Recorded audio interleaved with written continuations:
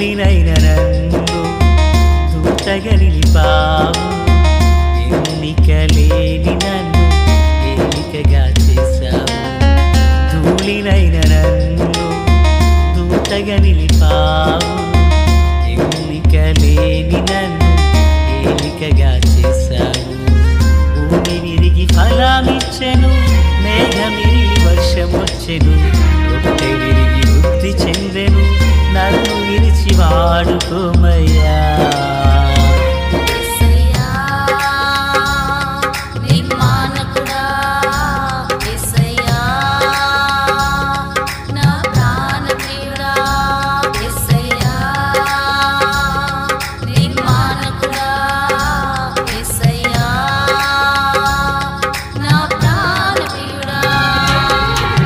ధూళినైన నన్ను దూతగా నిలిపావు, ఎన్నిక లేని నన్ను ఏలికగా చేశావు. ధూళినైన నన్ను దూతగా నిలిపావు, ఎన్నిక లేని నన్ను ఏలికగా చేశావు. మన ప్రభు అయినటువంటి యేసుక్రీస్తు వారి పరిశుద్ధమైన నామములో తండ్రి అయిన దేవాది దేవునికి నిత్యము స్తుతియు స్తోత్రములు, మహిమయు ఘనతయు ప్రభావములు యుగయుగములు ప్రభువునకే చెల్లునుగాక. ఆత్మీయులారా, బాగున్నారు కాదు? మరో పర్యాయం మనం ఇలాగున దేవుని దైవవాక్యాన్ని ధ్యానం చేయడానికే దేవుడు అనుగ్రహించిన ఈ మంచి కృపను బట్టి మనము ప్రభువుని ఎంతగానో స్తుతించబద్దులమై ఉన్నాము. ప్రియులారా, అలాగనే మరి జూన్ 4వ తారీఖున ప్రజలందరూ తీర్పును వెలువడనయ్యింది. ప్రజలందరి యొక్క తీర్పు, దాని కొరకు ప్రార్థన చేద్దాం. ఆంధ్ర రాష్ట్రంలో కొన్ని చోట్ల విద్వేషాలు, కలహాలు రేపబడుతున్నాయి. వీటి కొరకే మనం ప్రార్థన చేద్దాం. సరేనా? నేటి దిన వాక్య ధ్యానమై ఆదికాండము 12వ అధ్యాయము 10 నుండి 20 వరకు ఒకటే పారాగ్రాఫ్ ఉంది. అయితే మనం 10 నుండి 13 వరకున 4 వచనాలలోని మాటలను మనం ధ్యానం చేద్దాం. 10వ వాక్యాన్ని చదువుతున్నాను. అప్పుడు దేశములో కరువు వచ్చెను. ఆ దేశములో కరువు భారముగా నున్నందున అబ్రాము ఐగుప్తు దేశములో నివసించుటకు అక్కడికి వెళ్ళెను. ప్రార్థన. తండ్రి దేవ స్తోత్రాలు. చదవబడిన వాక్యము మీది, వినుచున్న వారు అందరూ మీ వారు, మీ దాసుడనైన నన్ను మరుగు చేసి మీ దైవ స్వరాన్ని వినిపింపచేయండి. అలాగుననే ప్రభువా, మా ఆంధ్ర రాష్ట్ర ప్రజల యొక్క తీర్పు కొరకే ప్రార్థిస్తున్నాం. నమ్మకమైన ప్రభుత్వాన్ని మీ కృపలో ప్రజలను క్షేమంగా పాలించే నాయకుల్ని లేవనెత్తండి. దేవా, కొన్ని చోట్ల ఈవీఎంల విషయంలో జరుగుతున్న ప్రతి కలహాలు తొలగించండి. ప్రజలు, నాయకులు సమన్వయంతో పనిచేయుట నేర్పించండి. ఏ విధమైన విద్వేషాలు, అల్లర్లకు చోటు లేకుండా మా రాష్ట్రాన్ని శాంతి భద్రతలతో నింపమని ప్రార్థిస్తున్నాను. ప్రభువా, మీ కృపలో మమ్మల్ని అందరినీ దర్శించండి. ఈ మాటలు వినుచున్న మా ఆత్మీయులను దీవించండి, కృపతో నింపండి. యేసు నామమున ఆమేన్. ఆత్మీయులారా, బాగున్నారు కదూ? అబ్రహాము ఇప్పటికీ 2 చోట్ల బలిపీఠాన్ని కట్టారు. బలిపీఠమును కట్టినటువంటి ఈ అబ్రహాము గారు అక్కడ కాస్త కరువు వచ్చిందంట. కరువు వచ్చినప్పుడు ఐగుప్తుకు వెళ్ళాలని తలంచి ఐగుప్తుకి వెళ్ళనా వద్దా అని ప్రభువుని అడగలేదు, ఐగుప్తుకి వెళుతున్నారు. చూడండి, బైబిల్ గ్రంథంలో ఇస్సాకు కూడా ఐగుప్తుకి వెళదాం అనుకుంటారు. 26వ అధ్యాయాన దేవుడు ఇస్సాకును వెళ్ళవద్దు, గెరారులోనే నిలిచి ఉండు అన్నారు. ఇస్సాకు నిలిచిపోయాడు. ఆ తరువాత ప్రియులారా, మరి యాకోబు విషయంలో యాకోబు ఐగుప్తుకి వెళ్ళాలా వద్దని ఆ రాత్రి మదన పడుచున్నారు. దేవుడు అన్నారు, ఐగుప్తునకు వెళ్ళుటకు నీవు భయపడొద్దు, నేను నీతో కూడా వస్తాను, నీవు ఐగుప్తుకి వెళ్ళు అని యాకోబుతో చెప్పారు. గమనించాలి, ఈ ముగ్గురు తండ్రి, తాత, తండ్రి, కుమారుడు, తాత, తండ్రి, మనవడు అన్నమాట. ఇస్సాకు, యాకోబు, అబ్రహాం. యాకోబు వెళ్ళుటకు భయపడుతున్నప్పుడు దేవుడు అన్నారు, నేనే వస్తాను, నువ్వు వెళ్ళన్నారు. బాగుంది. ఇస్సాకు వెళ్ళాలనుకున్నప్పుడు దేవుడు వద్దు అన్నారు, ఆగిపోయారు. వీళ్ళిద్దరు దీవించబడ్డారు. మరి అబ్రహాము సంగతికి వచ్చేసరికి ఏంటి పిల్లరా, అబ్రహాము వెళ్ళనా వద్దా అని అడగలేదు. నిజానికి అప్పటికి అబ్రహాము 2 బలిపీఠాలు కట్టాడని 7వ వచనం 8వ వచనంలో మనం చదివాం. మమ్రే సింధూర వనంలో బలిపీఠాన్ని కట్టారు.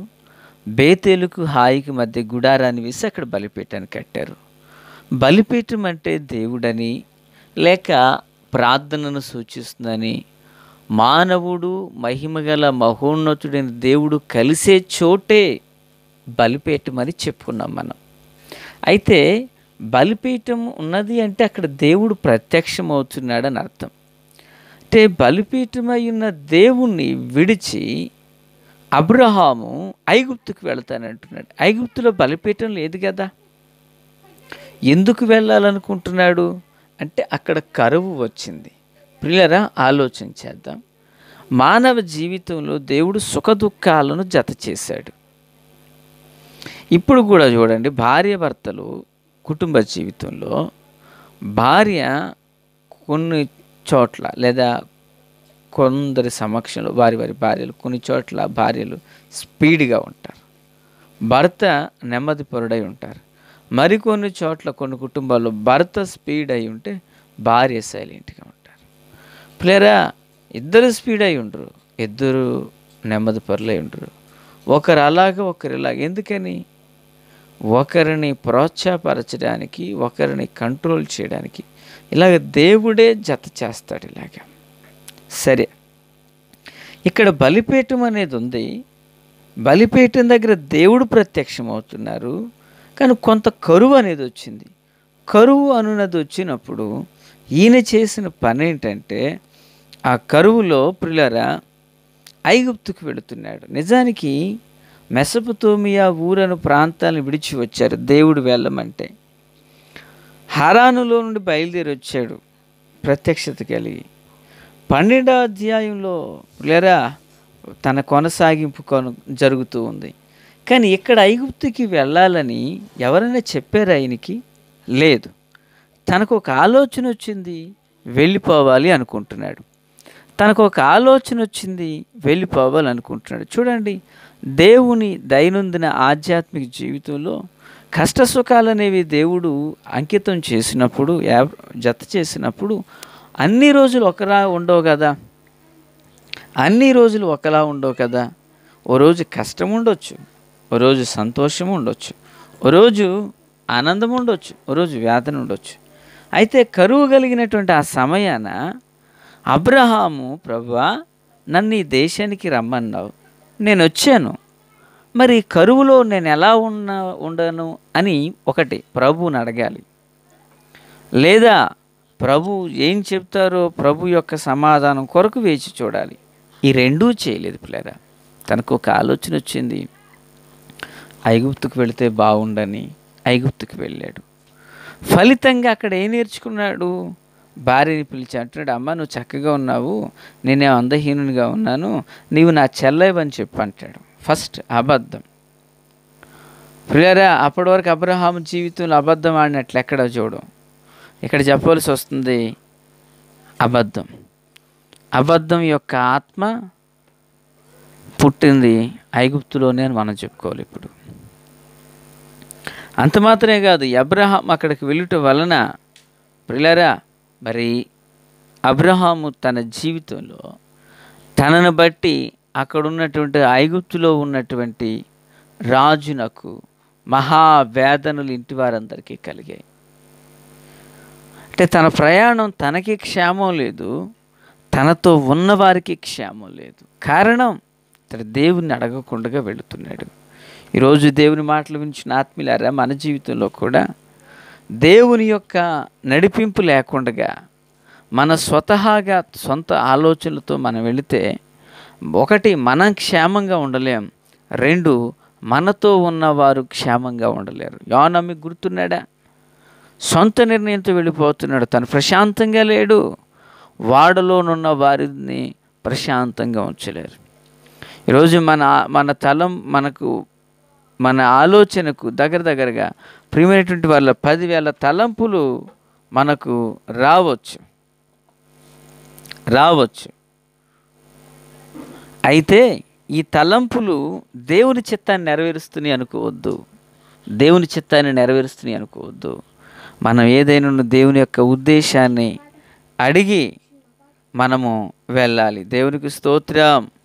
ఆత్మీయులారా, క్రీస్తునందు నాకు అత్యంత సన్నిహితులారా, దేవుని పిల్లలుగా మన జీవితంలో ఇక్కడ అబ్రహామును గురించి నేర్చుకుంటున్న పాఠం ఏంటంటే, అబ్రహాము అడుగక వెళ్ళాడు, ఫలితం నష్టం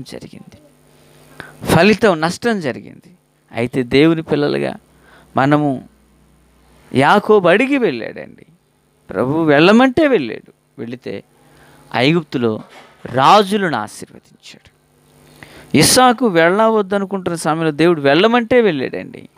ఇస్సాకు ఆగిపోమంటే ఆగిపోయాడు.